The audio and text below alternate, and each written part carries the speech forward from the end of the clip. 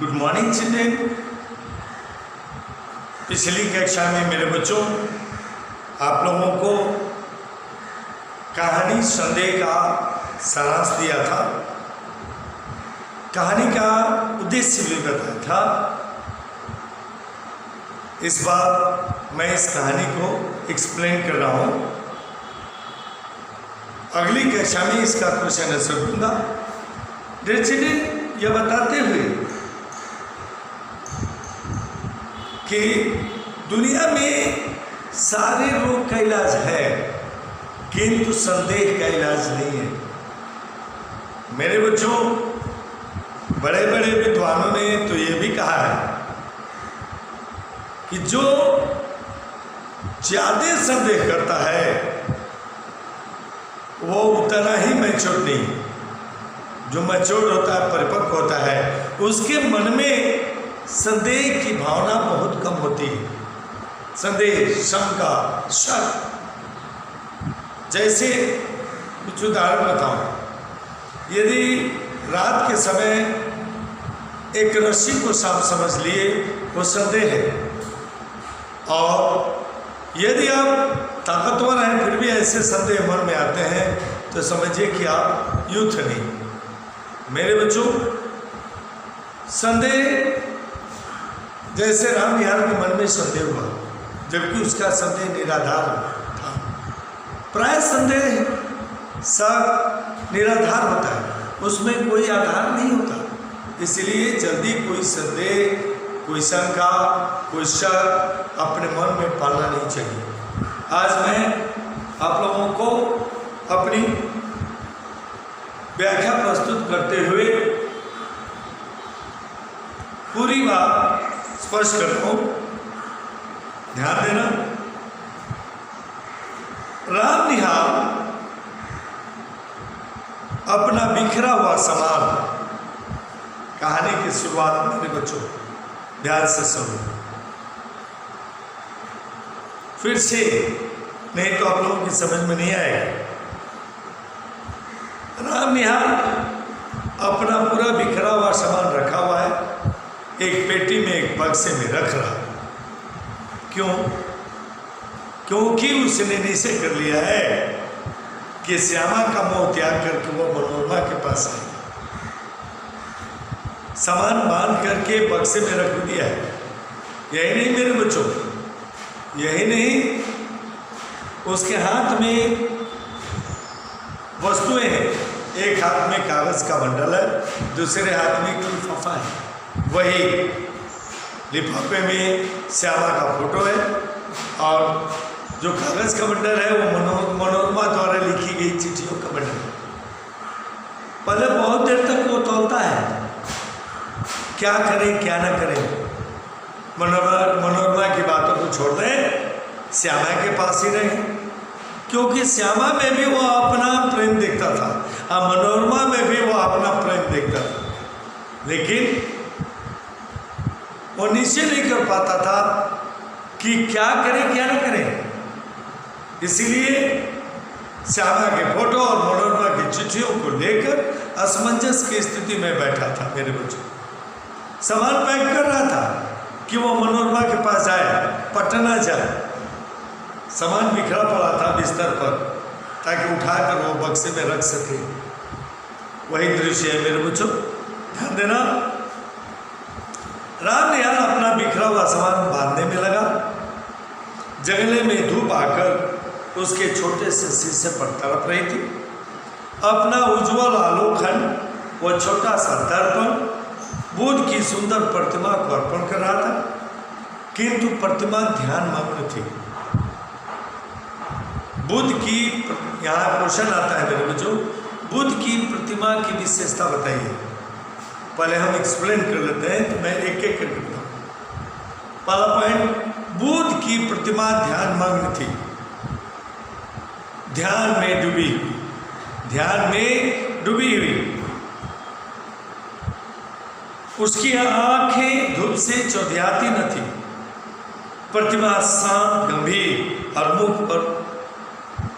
मुख और भी प्रसन्न होता था, किंतु राम निहाल उधर देखना न था। उसके हाथों में था कागजों का एक बंडल, जिसे बंदूक संदूक में रखने से पहले वो खोलना चाहता था। यह बुद्ध की प्रतिमा क्या थी? ध्यानमग्न थी। नंबर 1 शांत, 2 गंभीर, 3 और चौथा चेहरे पर प्रसन्नता। 4 5 ये और आएगा। भगवान बुद्ध की प्रतिमा किस चीज की बनी थी और किस प्रकार की लकड़ी के बने हुए टेबल पर रखी हुई थी मेरे बच्चों? उस समय रामनिहाल के दोनों हाथ में, एक हाथ में कागज का फुलीदा, दूसरे हाथ में लिफाफा। उसी का वर्णन वो घर छोड़ने से पहले मनोरमा द्वारा लिखी गई चिट्ठियों को खोलकर पढ़ना चाहता था, लेकिन पढ़ नहीं पा रहा था। पढ़ने की इच्छा थी, फिर भी न जाने क्यों हिचक रहा था, अपने को मना कर रहा था, जैसे किसी भयानक वस्तु से बचने के लिए कोई बालक को रोकता है। बंडल तो रख दिया, पर दूसरा बड़ा सा लिफाफा खोल ही डाला जिसमें श्यामा का फोटो था। बंडल रख दिया, नहीं पढ़ा, मनोरमा द्वारा लिखी गई चीजों को नहीं पढ़ा, रख दिया। लिफाफा उठाया, उसमें से श्यामा के फोटो को निकाला, देखने लगा। तौलता था किसके प्यार का पल्ला भारी है, मनोरमा का या श्यामा का? जबकि मनोरमा और श्यामा दोनों इस बात से अनभिज्ञ थी कि रामनिहाल उनके संबंध में ऐसी बातें सोचता है। एक चित्र उसका हाथों में था, आंखों में आंसू। कमरे में अब 2 प्रतिमाएं थी, एक भगवान बुद्ध की और दूसरी रामनिहाल की। बुद्धदेव अपनी विराग महिमा में निमग्न थे। रामनिहाल राग सहसा अचल, उसके हृदय का ध्रुव आंसुओं से निर्जड़ी बनकर धीरे धीरे बढ़। मेरे बच्चों, भगवान बुद्ध तो विराग, उनके मन में विराग की भावना थी, जबकि रामनिहाल के मन में राग की भावना थी, प्यार था, राग में से प्यार। किशोरी ने आकर हल्ला मचा दिया, भाभी, अरे भाभी, देखा नहीं तूने? निहाल बाबू रो रहे हैं। अरे चढ़ी। श्यामा वहां आकर खड़ी हो गई। उसके आने पर रामनिहाल उसी भाव में विस्मित सा करुणा धारा बहा रहा था। श्यामा ने कहा, निहाल बाबू, निहाल बाबू। निहाल ने आंखें खोलकर कहा, क्या है? अरे मुझे क्षमा कीजिए। तुरंत आंखें पूछा, फिर आप आंसू पोंछने लगे। क्या बात है, कुछ सुनो भी तो। तुम क्यों जाने के समय इतने दुखी हो रहे हो? श्यामा तो जानती थी कि ऐसे ही वो मनोरमा की मदद करने जा रहा है। वो नहीं जानती थी कि उसके मन में क्या क्या है। मेरे बच्चों, आगे देख रहे, एक औरत चाहे तो मर्द के मन की बात निकलवा सकती। श्यामा कैसे ही रामनिहाल के मन की बात निकलवाए? जब तक नहीं निकलवाती और रामनिहाल को सुधार नहीं सकती थी। क्या बात है, कुछ सुनो भी। तुम क्यों जाने के समय ऐसे दुखी हो रहे हो? क्या हम लोगों से कुछ अपराध हो गया है? क्या मकान मालिक की होने के नाते क्या आपको मैंने कुछ कह दिए हैं? कह रहा है राम। नहीं श्यामा, तुमसे क्या अपराध होगा या क्या करियो? मैं रहता हूँ, इसमें मेरी ही भूल है। प्रायश्चित करने का ढंग ठीक नहीं है। मैं धीरे धीरे समझ रहा हूँ, किंतु करूँ क्या? यह मन है कि मानता है नहीं, आंसू निकल ही आते, अब भी छिपा। श्यामा जैसे सावधान हो गए, श्यामा जैसे सावधान हो गए। अब वो किशोरी को हटाएगी। देखो यहाँ, उसने पीछे फिर कर देखा, किशोरी खड़ी थी। श्यामा ने कहा, जा बेटी जा, कपड़े धूप में फैले हैं, वहीं बैठ। किशोरी चली गई। अब जैसे सुनने के लिए प्रस्तुत होकर श्यामा एक चटाई खींचकर रामनिहाल के पास बैठ गई। उसके सामने छोटी सी बुद्ध प्रतिमा सागवान की सुंदर मेज पर धूप में प्रतिबिंब में हंस रही। रामनिहाल कहने लगा, ध्यान देते समय कई एक शब्द आएंगे। मेरे बच्चों, इस चैप्टर का एक्सप्लेनेशन मैं दे चुका हूँ, फिर भी दोबारा दे रहा हूँ। अंतिम चैप्टर है, कोई हड़बड़ी नहीं, जस्ट मैं दूसरी बार दे रहा हूँ। ताकि बच्चों को ये अंतिम चैप्टर बहुत इंपॉर्टेंट चैप्टर है। इसमें कई बातें हैं, कई कठिन शब्द हैं, इसलिए इस चैप्टर का एक्सप्लेनेशन दूसरी बार दे रहा हूँ मेरे बच्चों। श्यामा तुम्हारा कठोर व्रत। मेरे बच्चों श्यामा शादीशुदा औरत थी, किंतु पति के मरने के बाद विधवा हो गई थी। वो कोई काम नहीं करती थी, अपने मकान को किराए पर देती थी, उसी से उसका जीवन चलता था। वो अपने एकाकी जीवन को अपना जीवन में बैठी थी। जीवन में खुशियों के रंग भरने के लिए वह मोहल्ले के बच्चों को अपने पास बुलाती, उन्हें खिलाती, उन्हें पढ़ाती। इसी से उसके जीवन में खुशियाँ ही खुशियाँ भरी रहती थी। उसी श्यामा को देखकर राम निहाल के मन में आया कि ये तो विधवा है, बेसहारा है, मैं भी शादीशुदा नहीं हूँ। यदि श्यामा से शादी कर लेता हूँ तो पत्नी भी मिल जाएगी, घर भी मिल जाएगा और नौकरी तो अच्छी है ही। उसने बहुत बड़े सपने देख डाले थे, जबकि हकीकत ये नहीं था। श्यामा राम निहाल से प्यार नहीं करती थी। तुम्हारा कठोर व्रत वैधव्य का आदर्श, वैधव्य में विधवापन मेरे हृदय में विश्वास हुआ। मनुष्य अपनी वासनाओं के दमन कर सकता है, किंतु तुम्हारा अवलंब बड़ा दृढ़ है। अवलंब सहारा। श्यामा का सहारा क्या था? पड़ोस के बच्चे। तुम्हारे सामने बालकों का झुंड हंसता खेलता है, लड़ता झगड़ता है, और तुमने जैसे बहुत सी देव प्रतिमाएं श्रृंगार से सजाकर हृदय की कोठरी में मंदिर बना दिया, किंतु मुझको वो कहाँ मिलता। कह रहा है कि तुमने बच्चों का झुंड अपने घर में इकट्ठा कर लिया, उनके साथ खेलती हो, जीवन बिताती हो, लेकिन मेरे साथ तो ऐसा नहीं है। मेरे जीवन में भी खुशियाँ चाहिए, और खुशियों के लिए एक घर चाहिए। भारत के भिन्न अपने बारे में भारत के भिन्न शहरों में, विभिन्न प्रदेशों में छोटा मोटा व्यवसाय, नौकरी और पेट पालने की सुविधाओं को खोजता हुआ जब तुम्हारे घर में आया तो मुझे विश्वास हुआ कि मैंने घर पा लिया। और समझो, अर्थात मेरी दौड़ पूरी होगी। पत्नी के रूप में तुम मिल जाओगी, रहने के लिए घर मिल जाएगा, काम करने के लिए नौकरी है ही, अच्छी नौकरी। कह रहा है कि मेरी दौड़ पूरी होगी। मैं जब संसार को जाने लगा तब से मैं गृहहीन था। कह रहा है कि मैं अनाथ, गृहहीन भी अनाथ। जब से मैंने होश संभाला तब से मैं अपने आप को अनाथ पाया। मेरा संदूक ये थोड़े से कपड़े, थोड़ा सा बर्तन, यही मेरी पूंजी है, यही मेरी संपत्ति है, इसी का मैं मालिक हूँ। अपनी पीठ पर लादे हुए घूमता हूँ, ठीक उसी तरह जैसे कंजर अपनी गृहस्थी टट्टू पर लादे हुए फिरते हैं। कंजर में खराबदोश। याद करो मेरे बच्चों, मैं चतुर था, इतना चतुर कि मनुष्य को उतना चतुर नहीं होना चाहिए। ज़्यादा चतुर होने से लोग ईश्वर के प्यार से वंचित हो जाते हैं। मेरे बच्चे, ईश्वर भी अज्ञानी बनने पर ही ईश्वर भी अपने भक्त पर खुश होते हैं। जो ईश्वर के सामने अपने आप को ज्ञानी साबित करता है, ईश्वर की कृपा उसे नहीं मिलती।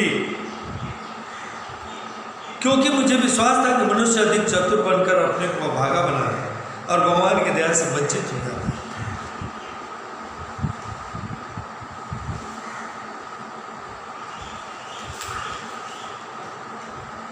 मेरी महत्वाकांक्षा, मेरे उन्नतिशील विचार मुझे बराबर दौड़ाते रहे। मैं अपनी कुशलता से अपने भाग्य को धोखा देता रहा। वह भी मेरा पेट भर देता था। कभी कभी मुझे ऐसा अनुभव होता था कि यह दाव बैठा है कि मैं अपने आप पर विजयी हुआ और मैं सुखी होकर, संतुष्ट होकर, चैन से संसार के एक कोने में बैठा हूँ। किंतु यह मेरी मृग मरीचिका थी। कह रहा है कि जब तक तुम्हारे घर में नहीं आए, हर जगह, हर शहर मैं गया, नौकरी की, हर दूसरे शहर में जाते समय मैंने सोचा कि वहाँ जा रहा हूँ, वहाँ की नौकरी मेरे लिए अंतिम और अच्छी नौकरी साबित होगी। लेकिन मैं दौड़ता रहा, वो नौकरी, वो शहर मेरे लिए मृगमरीचिका साबित हुई। मृगमरीचिका क्या है, अर्थ बताया था पिछली बार भी एक्सप्लेनेशन में, जहाँ धरती और आकाश मिलते हुए दिखाई देते हैं मेरे बच्चों, दूर उसको, जहाँ धरती और आकाश मिलते हुए दिखाई देते हैं उसको क्षितिज कहते हैं। क्षितिज गर्मी के दिनों में जब हवा गर्म होकर ऊपर उठने लगती है तो ऐसा लगता है कि उनमें लहरें उठ रही, दूर से देखने पर वो पानी जैसा दिखाई देता है। लेकिन मेरे बच्चों वो पानी नहीं, हिरन पानी के भ्रम में उसी का पीछा करते हुए जाता है, दौड़ते दौड़ते वो अपने प्राण त्याग देता है, इसलिए उसका नाम मृगमरीचिका पड़ा है। मैं अब तक जिसके यहाँ नौकरी करता रहा वे लोग बड़े ही सुशिक्षित और सज्जन हैं, मुझे मानते भी बहुत हैं। तुम्हारे यहाँ घर का सुख है, घर का घर है, तुम्हारे यहाँ श्यामा, तुम्हारे यहाँ घर का सुख है, बातें करने के लिए तुम हो, रहने के लिए तुम्हारा घर है, किंतु यह सब मुझे छोड़ना पड़ेगा ही। किंतु लगता है कि मुझे यह सब छोड़ना पड़ेगा। इतनी बात कर राम यहाँ चुप हो गया। तो तुम काम की एक बात न कहोगे, व्यर्थ ही इतनी बातें घुमा रहे हो। श्यामा और कुछ खाना चाहती थी, उसे रोककर राम निहाल कहने लगा, मैं तुमको अपना सुचिंतक, मित्र और रक्षक समझता हूँ, फिर तुमसे न कहूँगा तो किससे कहूँगा? यह बात कब तक दोहराता रहूँगा? और वही मनोरमा वाली बात और श्यामा वाली बात थी।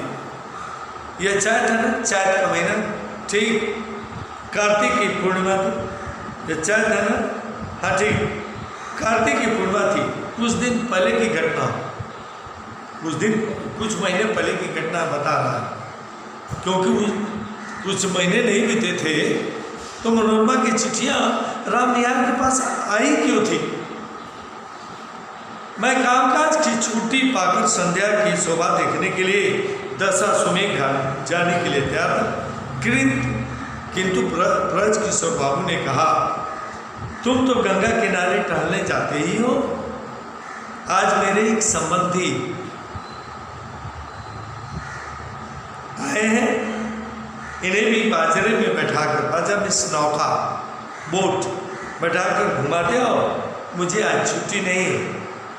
मैंने स्वीकार कर लिया। ऑफिस में बैठा रहा, थोड़ी देर में भीतर एक पुरुष के साथ एक सुंदर स्त्री निकली और मैं समझ गया मुझे इन्हीं लोगों के साथ जाना होगा। ब्रज किशोर बाबू ने कहा, मान मंदिर घाट पर बाजरा है, ठीक है, निहाल उसके साथ जा रहे हैं, निहाल उसके साथ जा रहे हैं, कोई असुविधा न होगी, इस समय मुझे क्षमा कीजिएगा, अवश्य करें। तो ब्रज किशोर ने कहा, मोहन बाबू और मनोरमा से घबराइए मत, निहाल बाबू आपको, राम निहाल बाबू मिस निहाल बाबू आपको बाजरे में घुमा देंगे, बजा मिस बोट नौका। मेरे बच्चों आज मेरी छुट्टी है, इसलिए आज मेरी छुट्टी नहीं है, राम निहाल बाबू की छुट्टी है, ये घुमा देंगे, इस असुविधा के लिए मुझे क्षमा करिए। ब्रज किशोर तो मुक्त हो गए, राम निहाल लेकर के घुमाने चल रहे। मेरे बच्चों पुरुष के मुख पर की रेखाएं कुछ तन गई। स्त्री ने कहा, अच्छा है, आप काम कीजिए, हम लोग तब तक घुमाते। हम लोग मान मंदिर पहुंचे। मेरे बच्चों फिर से मैं बता रहा हूँ, यही ब्रज किशोर है। वंस अगेन मेरे बच्चों, क्योंकि ये सारी चाल ब्रज किशोर की ही थी। वह मोहनलाल अर्थात मोहन बाबू के रिश्तेदारों में वही एक रिश्तेदार थे। मोहन बाबू के पास बहुत संपत्ति थी। ब्रज किशोर मोहन बाबू को विक्षिप्त साबित करना चाहता था, पागल। यदि वो अपने मकसद में कामयाब हो जाता तो मोहन बाबू की पूरी संपत्ति का रखवाला ब्रज किशोर हो जाता, रखवाला हो जाता, वो पागल खाने चले जाते, संपत्ति भी मिलती और मोहन बाबू की खूबसूरत पत्नी मनोरमा भी मिलती, उसका सामिप्य मिलता।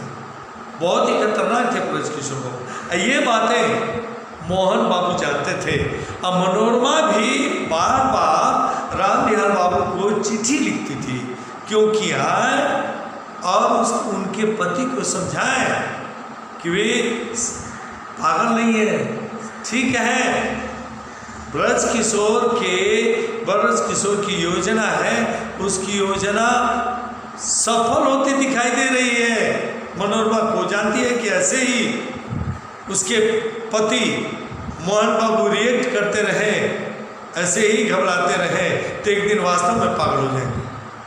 वह निहाल बाबू को अपने यहाँ पटना इसलिए बुलाना चाहती थी कि वे आकर उसके पति को समझाएं कि कोई बात नहीं, हम लोग ब्रज किशोर के यहाँ नहीं जाएंगे। और उसी के प्रेम भरे अनुरोध को रामनिहाल प्यार समझ बैठा था। मेरे बच्चों, आगे हम लोग मान मंदिर पहुंचे। बाजरे पर चांदनी बिछी थी। पुरुष मोहन बाबू ऊपर जाकर बैठ गए, पानी लगी थी। मनोरमा को चढ़ने में जैसे डर लग रहा था। मैं बाजरे के कोने में खड़ा था, हाथ बढ़ाकर मैंने कहा, आप चले आइए, कोई डर नहीं। उसने हाथ पकड़ लिया। ऊपर आते ही मेरे कान में, ध्यान देना, मेरे कान में धीरे से कहा, मेरे पति पागल बनाए जा रहे हैं। ये नहीं बोली कि मेरे पति पागल है, मेरे पति पागल बनाए जा रहे हैं। किसके द्वारा? ब्रज किशोर के द्वारा। कुछ है भी, तनिक सावधान रहिएगा, वो भी कान के पास। नाव की बात है, मैंने कह दिया कोई चिंता नहीं। बातें हुई, रामनिहाल के मन में लड्डू फूटने लगे, किंतु ऊपर जाकर बैठ जाने पर मेरे कानों के समीप उस सुंदर मुख का सुरभित निश्वास अपनी अनुभूति दे रहा था। मैंने मन को शांत किया। चांदनी निकल आई थी, घाट पर आकाश दीप जल रहे थे और गंगा की धारा में भी छोटे छोटे दीपक बत्ते हुए दिखाई देते थे। मोहन बाबू की बड़ी बड़ी गोल आंखें फैल गई।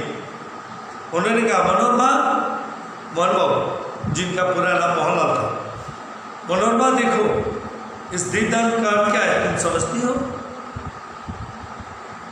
जो पानी में दिए जलाकर छोड़े जाते हैं, इसका क्या अर्थ है? गंगा जी की पूजा, जैसे छठ पूजा मेरे बच्चों लोग जाते हैं, दिए जलाकर सुबह के समय नदी में छोड़ते हैं, शाम को भी, वैसे वो नदी की पूजा है। मनोरमा ने तो बताया गंगा जी की पूजा, और क्या? मनोरमा ने कहा, यही तो मेरा और तुम्हारा विचारों में मतभेद है। जीवन के लघुद्वीप का अनंत की धारा में बहा देने कैसे संकेत करे कि तुम नहीं जानते, वो जो दिया है ना, ये जीवन है। जैसे दिया कुछ दूर जलता हुआ जाता बुझ जाता है, वैसे ही जीवन आज हंसता खेलता दिखाई दे रहा है, कल बुझ जाएगा। आज कितनी सुंदर कल्पना कहकर मोहन बाबू जैसे उच्छ्वासित हो उठे। उनकी शारीरिक चेतना मानसिक अनुभूति से मिलकर उत्तेजित हो उठी। मनोरमा ने मेरे कानों में धीरे से कहा, देखा ना आपने, मैं चकित हो रहा था। बाजरा गंगा घाट के समीप पहुंच गया था। तब हंसते हुए मनोरमा ने अपने पति से कहा, और यह बांसों पर जो टंगे हुए दीपक हैं, उन्हें आप क्या कहेंगे?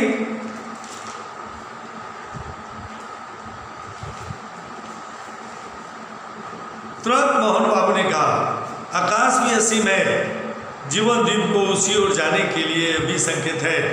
फिर आते हुए उन्होंने आरंभ किया, तुम लोगों ने मुझे पागल समझ लिया है। मैं ये जानता हूँ, संसार की विश्वासघात की ठोकरों ने मेरे हृदय को पागल बना दिया है, मुझे इससे विमुख कर दिया है।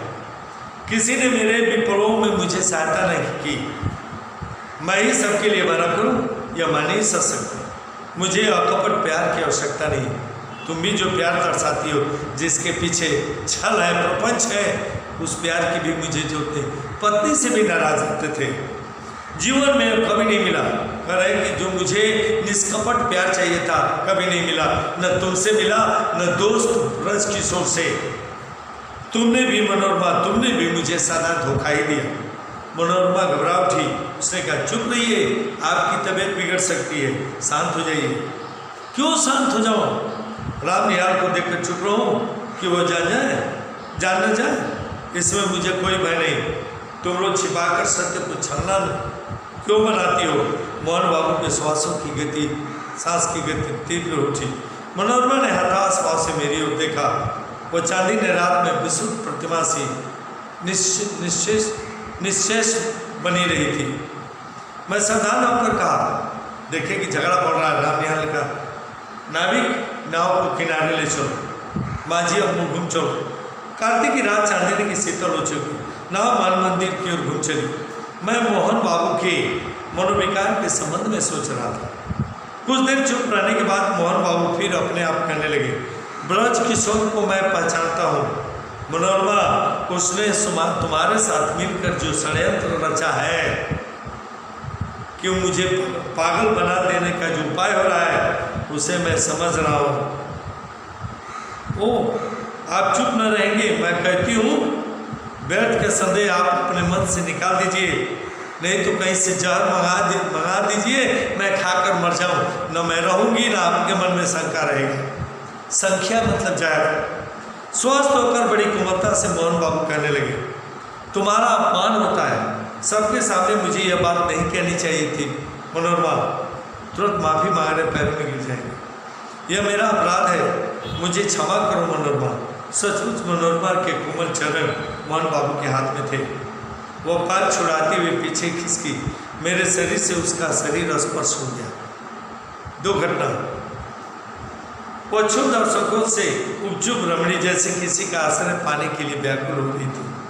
मनोरमा ने दीनता से मेरी ओर देखते हुए कहा, आप देखते हैं ना? सचमुच मैं देख रहा था। गंगा की घोर धारा पर बाजरा फिसल रहा था, नक्षत्र बिखर रहे थे। एक सुंदर युवती मेरा आश्रय खोज रही थी। अपनी सब लज्जा और अपमान लेकर वह दुर्वा संदेह भाव से पीड़ित थी। जब कहती थी आप देखते हैं ना, तब मानो मुझे प्रार्थना करती थी कि कुछ मत देखो, मेरा व्यंग उपहास मत करो। मैं चुप था। घाट बाजरे पर रुक गया मेरे कुछ। अब यहाँ से कहानी।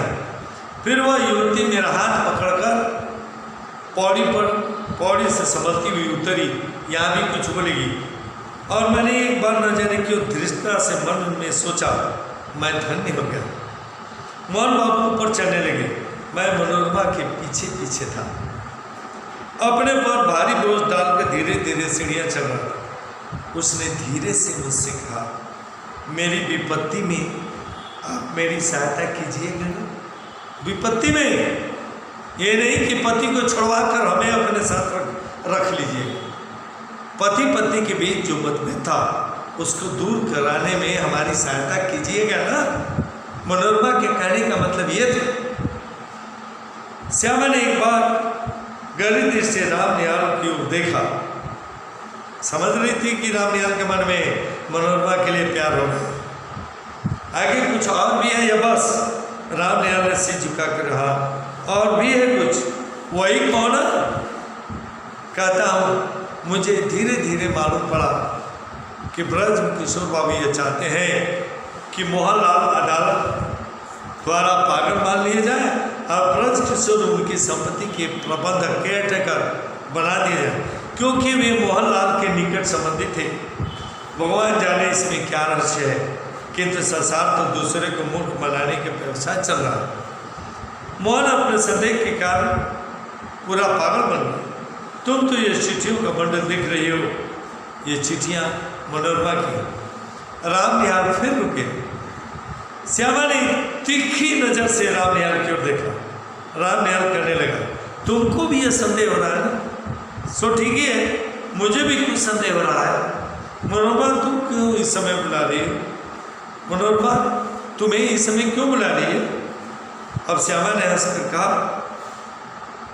तो क्या समझते हो कि मनोरमा तुमको प्यार करती है? आ गया, श्यामा समझा रही। और वो बैड कैरेक्टर वाली दुश्चरिता है। छी राम यार, अब देखो कैसे मैच्योर थी श्यामा, और राम यार मैच्योर नहीं थी। छी राम यार, तुम क्यों ऐसा सोच रहे हो? देखो तो तुम्हारे हाथ में एक ऐसा चित्र है, वो भी देख ली है ना, ये चित्र मनोरमा का है।